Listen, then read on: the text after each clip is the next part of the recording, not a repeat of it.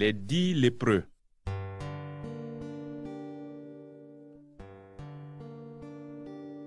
Sur le chemin de Jérusalem, Jésus et ses disciples sont passés entre les villes de Galilée et de Samarie.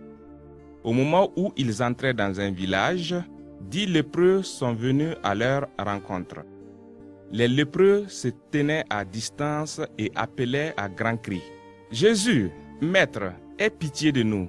Jésus a dit aux lépreux: « Allez vous montrer au sacrificateur. » Ainsi, les lépreux sont partis et ont été guéris sur le chemin. Un des lépreux, voyant qu'il avait été guéri, est revenu sur ses pas, glorifiant Dieu à haute voix. Il s'est incliné aux pieds de Jésus et le remerciait. Cet homme était samaritain. Jésus a dit: « 10 lépreux ont été guéris. Où sont les 9 autres?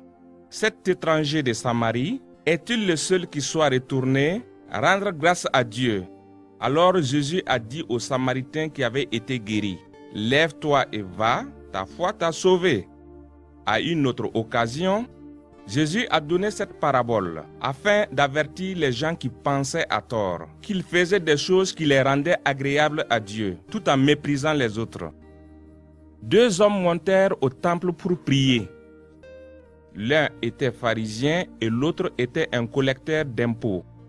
Le pharisien se leva et pria ainsi: « Dieu, je te rends grâce de ce que je ne suis pas comme les autres hommes, qui volent et font ce qui est mal, comme ce collecteur des impôts. Je jeûne 2 fois par semaine et je donne la dîme de tout ce que je reçois. » Mais le collecteur des impôts n'osait même pas lever ses yeux au ciel. Il dit: « Dieu, aie pitié de moi, car je suis un pécheur. » Jésus a dit: « C'est le collecteur des impôts et non pas le pharisien que Dieu a pardonné. Quiconque tente de se rendre important, Dieu le rendra humble, mais la personne humble sera élevée par Dieu. »